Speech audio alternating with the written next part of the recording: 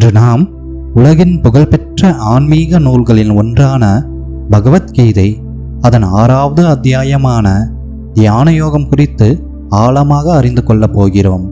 இந்த அத்தியாயம் மனித மனத்தின் இயல்பையும் அதை எவ்வாறு கட்டுப்படுத்தி உயர்ந்த நிலைக்கு கொண்டு செல்லலாம் என்பதையும் மிகவும் தெளிவாக எடுத்துரைக்கிறது. இங்கு கிருஷ்ணர் அவரது சீடனான அர்ஜுனனுக்கு மனதை அடக்குவது எப்படி, தியானம் செய்வது எப்படி, வாழ்க்கையில் சமநிலையை பேணுவது எப்படி என்பனவற்றை ஆழமான அறிவுடன் விளக்குகிறார். இந்த அத்தியாயம் வெறும் ஆன்மீக அறிவு மட்டுமல்ல, நமது தினசரி வாழ்க்கையை அமைதியாகவும் தெளிவாகவும் மாற்றும் ஒரு நடைமுறை வழிகாட்டியாகும். தியான யோகம் என்றால் என்ன? நாம் தினமும் பார்க்கும், கேட்கும், நினைக்கும் அனைத்தாலும் நமது மனம் எப்போதும் வெளியுலகில் ஓடிக்கொண்டே இருக்கும். ஆனால் தியான யோகம் என்பதன் உண்மையான பொருள் அந்த ஓட்டத்தை நிறுத்தி மனதை உள்ளார்ந்த அமைதிக்குள் திருப்புவது, மனதை வெளிப்புற விஷயங்களிலிருந்து அகற்றுவது, சிந்தனைகளின் சத்தத்தை மெதுவாக அமைதியாக்குவது, உள்ளார்ந்த அமைதியும் தெளிவும் அடைவது. இதுதான் தியான யோகத்தின் அடிப்படை. இந்த உண்மையை மிகவும் ஆழமாக கிருஷ்ணர் அவர்கள் விளக்குகிறார். உன் மனம் உனக்கே நண்பனாகவும் இருக்கலாம், அதே நேரத்தில் உனக்கே எதிரியாகவும் மாறலாம். மனம் கட்டுப்பாட்டில் இருந்தால் அது நம்மை உயரத்திற்கு கொண்டு செல்லும். மனம் கட்டுப்பாட்டில் இல்லை என்றால் அதே மனம் நம்மை துன்பத்திற்குள் தள்ளும். இதனால்தான் தியானம் என்பது ஒரு சாதாரண செயலாக இல்லை, இது வாழ்க்கையை மாற்றக்கூடிய ஆழமான அறிவு.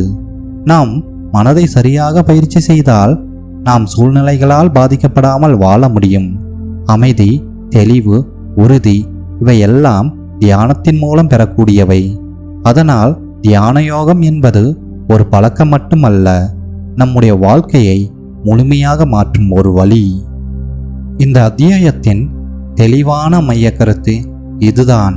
கட்டுப்படுத்தப்பட்ட மனம் மனிதனை உயரத்திற்கு கொண்டு செல்லும், கட்டுப்படுத்தாத மனம் மனிதனை தாழ்விற்கு இழுத்துச் செல்லும். மனம் என்பது ஒரு மிக வலிமையான சக்தி. அதை நன்றாக பயன்படுத்தினால் அது நமக்கு உதவும், அதை விட்டுவிட்டால் அது நம்மை ஆளும். இதை பற்றி கிருஷ்ணர் அவர்கள் கூறுவது மிகவும் ஆழமானது. மனம் காற்றைப் போல வேகமாக அலைபாய்கிறது. ஒரு கணத்தில் அது கடந்த காலத்திற்கும் போகும், மற்றொரு கணத்தில் எதிர்காலத்தை பற்றி கவலைப்படத் தொடங்கும். அதனால் மனதை கட்டுப்படுத்துவது எளிதான காரியம் அல்ல. அதற்கு தொடர்ந்து முயற்சி, பொறுமை மற்றும் ஒழுக்கம் அவசியம். மனம் ஒரே நாளில் அமைதியாகாது, அது ஒரே நாளில் பழகியதும் இல்லை, அதை மாற்றவும் ஒரே நாளில் முடியாது. அதற்காக 2 வழிகளை கிருஷ்ணர் எடுத்துரைக்கிறார். 1. அபியாசம், தொடர்ந்த பயிற்சி. தினமும் முயற்சி செய்ய வேண்டும், மனம் சிதறினாலும் மீண்டும் திருப்ப வேண்டும். 2. விராக்கியம், பற்றின்மை, தேவையற்ற ஆசைகளிலிருந்து விலக வேண்டும், வெளி விஷயங்களில் அதிக ஈடுபாடு குறைக்க வேண்டும்.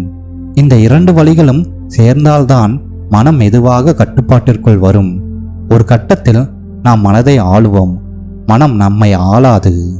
இதுவே தியான யோகத்தின் முக்கியமான மாற்றம். தியானம் செய்வது எப்படி என்ற கேள்விக்கு மிகவும் தெளிவான வழிமுறையை கிருஷ்ணர் அவர்கள் இந்த அத்தியாயத்தில் அளிக்கிறார். இது வெறும் சிந்தனை அல்ல, சரியான முறையில் செய்யப்படும் ஒரு ஒழுங்கான பயிற்சி. முதலில் தியானத்திற்கு ஏற்ற சூழலை உருவாக்க வேண்டும். அமைதியான, சுத்தமான இடத்தை தேர்வு செய்ய வேண்டும். அந்த இடம் மனதை சிதறவிடாமல் அமைதியாக வைத்திருக்க உதவும். உட்காரும் நிலையில் கவனம் வேண்டும். முதுகு நேராக இருக்க வேண்டும், உடல் சாயாமல் இருக்க வேண்டும். இதனால் உடலும் மனமும் சீராக இருக்கும். கண்களை மெதுவாக பாதியாக மூட வேண்டும், முழுவதும் மூடாமல் சற்றே திறந்த நிலையில் வைத்தால் மனம் தூக்கத்திற்கு செல்லாமல் இருக்கும். மூச்சின் மீது கவனம் செலுத்த வேண்டும். உள்ளே செல்லும் மூச்சையும் வெளியே வரும் மூச்சையும் கவனிக்க வேண்டும். இதுவே மனதை ஒருமுகப்படுத்தும் முதல் படி. மனதை ஒரு புள்ளியில் நிலைநிறுத்த வேண்டும். அது ஒரு எண்ணமாக இருக்கலாம், ஒரு ஒளியாக இருக்கலாம் அல்லது உள்ளார்ந்த அமைதியாக இருக்கலாம். இந்த முறையை தொடர்ந்து கடைபிடித்தால் மனம் மெதுவாக அமைதியாக தொடங்கும். ஆரம்பத்தில் சிந்தனைகள் அதிகமாக வரும், ஆனால் அவற்றை தடுக்க முயற்சிக்க வேண்டாம். அவை வந்தாலும் மீண்டும் கவனத்தை மூச்சிற்கு திருப்ப வேண்டும். இவ்வாறு தினமும் பயிற்சி செய்தால் மனம் நிதானமாக கட்டுப்பாட்டிற்குள் வரும். இந்த முறைகள் இன்றைய காலத்திலும் பல தியான முறைகளில் பயன்படுத்தப்படுகின்றன என்பது குறிப்பிடத்தக்கது. அதனால் தியானம் என்பது ஒரு பழக்கமான அறிவு மட்டுமல்ல, இன்றும் வாழ்பவை.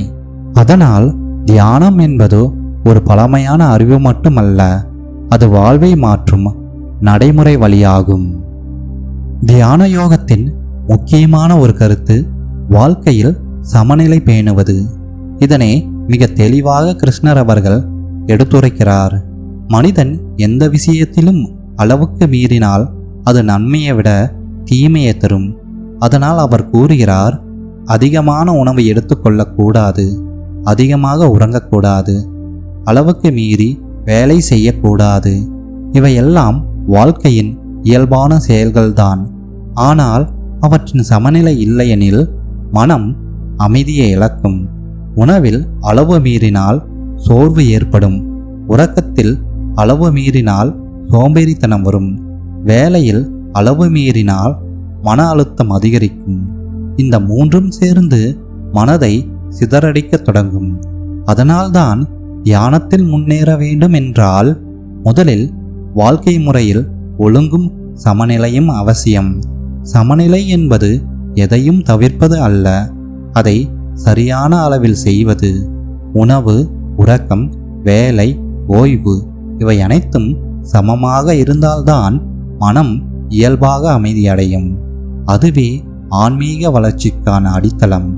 இதனால் தியானம் என்பது ஒரு குறிப்பிட்ட நேரத்தில் செய்யும் செயலாக மட்டும் இல்லை, அது நமது முழு வாழ்க்கை முறையையும் ஒழுங்குபடுத்தும் ஒரு வழி. இந்த பகுதியில் அர்ஜுனன் ஒரு மிகவும் இயல்பான கேள்வியை எழுப்புகிறார். என் மனம் மிகவும் அலைகிறது, அதை கட்டுப்படுத்துவது மிகவும் கடினமாக உள்ளது, இதை எப்படி அடக்க முடியும்? இந்த கேள்வி அர்ஜுனனுக்கே அல்ல, நம்மில் ஒவ்வொருவருக்கும் பொருந்தும் ஒன்று. இதற்கு கிருஷ்ணர் அவர்கள் அளிக்கும் பதில் மிகவும் ஆழமானது. மனம் அலைவது அதன் இயல்பு. மனம் எப்போதும் ஒன்றிலிருந்து இன்னொன்றிற்கு தாவிக்கொண்டே இருக்கும். அதை முழுமையாக நிறுத்துவது சாத்தியமற்றது, ஆனால் அதை மெதுவாக திருப்ப முடியும். மனம் சிதறும் போது அதை வலுக்கட்டாயமாக அடக்க வேண்டாம், அதை மெதுவாக பொறுமையுடன் மீண்டும் கவனத்தின் மையத்திற்கு கொண்டு வர வேண்டும். தொடர்ந்து முயற்சி அவசியம். ஒரு நாள் முயற்சித்தால் போதாது, தினமும் சிறிது நேரம் பயிற்சி செய்தால்தான் மனம் படிப்படியாக அமைதியாகும். தோல்வி வந்தாலும் விடக்கூடாது. மனம் பலமுறை சிதறும், அது தோல்வி அல்ல, அது இயல்பு. ஒவ்வொரு முறையும் அதை மீண்டும் திருப்புவதுதான் உண்மையான முன்னேற்றம்.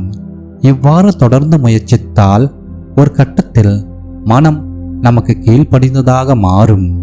அதனால் மனதை கட்டுப்படுத்துவது ஒரு போராட்டம் அல்ல, அது ஒரு பயிற்சி. இந்த உண்மையை புரிந்து கொண்டால் நாம் மனதின் அடிமையாக இல்லாமல் அதன் அதிபதியாக வாழ முடியும். இந்த நிலையில் அர்ஜுனன் ஒரு ஆழமான பயத்தை வெளிப்படுத்துகிறார். நான் தியானத்தில் முயற்சி செய்கிறேன், ஆனால் அதை முழுமையாக நிறைவேற்ற முடியாமல் தோல்வியடைந்தால் என்ன ஆகும்? என் முயற்சியெல்லாம் வீணாகி போகுமா? இந்த கேள்வி மிகவும் மகத்தானது. ஏனென்றால் நாம் எல்லாரும் முயற்சிக்கும் போது தோல்வியை பற்றிய ஒரு பயம் கொண்டிருக்கிறோம்.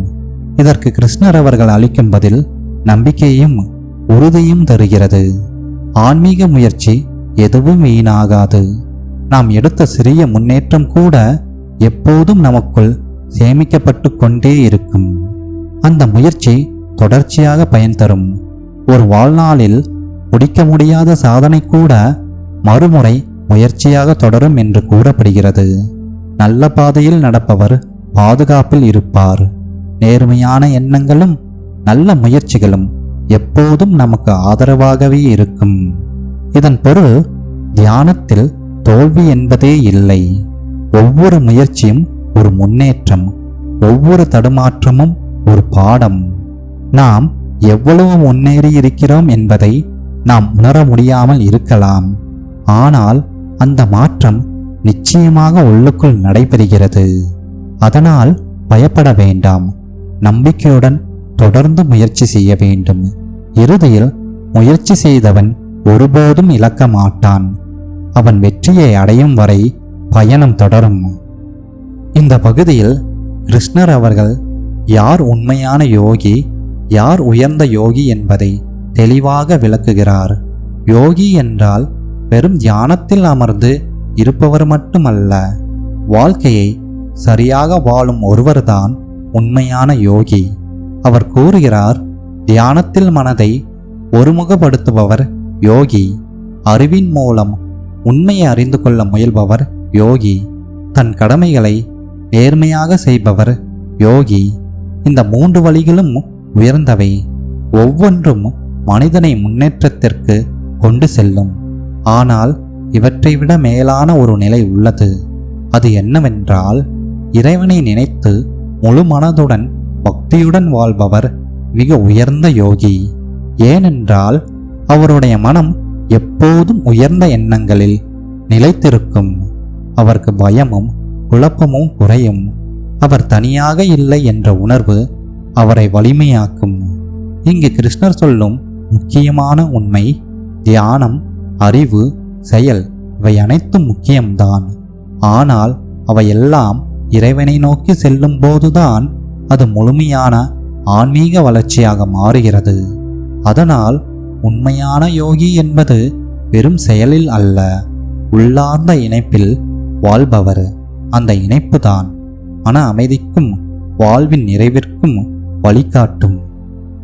இப்போது இந்த அத்தியாயம் நமக்கு வழங்கும் முக்கியமான கருத்துக்களை சுருக்கமாக பார்ப்போம். பகவத்கீதை, அதன் தியான யோகம் நமக்கு தெளிவான வாழ்க்கை பாதையை காட்டுகிறது. மனதை கட்டுப்படுத்தினால் வாழ்க்கை மாறும். மனம் நம்மை வழிநடத்த வேண்டுமே தவிர நாம் மனதின் அடிமையாக இருக்கக்கூடாது. தியானம் மன அமைதியை அளிக்கும். தினமும் சிறிது நேரம் மனதை அமைதியாக்கும் பழக்கம் நமது சிந்தனையை தெளிவாக்கி முடிவு எடுப்பதை மேம்படுத்தும். வாழ்க்கையில் சமநிலை அவசியம். உணவு, உறக்கம், வேலை, ஓய்வு இவை அனைத்தும் சரியான அளவில் இருந்தால்தான் மனம் இயல்பாக அமைதியாகும். தொடர்ந்த முயற்சியே வெற்றியின் ரகசியம். ஒரு நாள் முயற்சி செய்தால் மாற்றம் வராது. ஆனால் தினமும் முயற்சி செய்தால் வாழ்க்கையே மாறும். இந்த அத்தியாயம் நமக்கு சொல்லும் பெரிய உண்மை என்னவென்றால், அமைதி வெளியில் இல்லை, அது நம்முள் உள்ளது. நாம் அதை தேடத் தொடங்கினால் நாம் வாழும் வாழ்க்கை மெதுவாக மாற்றம் அடையும். இந்த வீடியோ உங்களுக்கு பிடித்திருந்தால் ஒரு லைக் செய்யுங்கள். உங்கள் நண்பர்களுடன் இதனை ஷேர் செய்யுங்கள். கமெண்ட்ஸில் உங்கள் கருத்துக்களை பதிவிடுங்கள். இது போன்ற வீடியோகளுக்கு நமது சேனலை சப்ஸ்கிரைப் செய்து பெல் ஐகானை அழுத்துங்கள். உங்கள் ஆதரவுதான் எங்களுக்கு இன்னும் நல்ல வீடியோக்கள் செய்ய உதவும். மீண்டும் அடுத்த பதிவில் சந்திப்போம். நன்றி.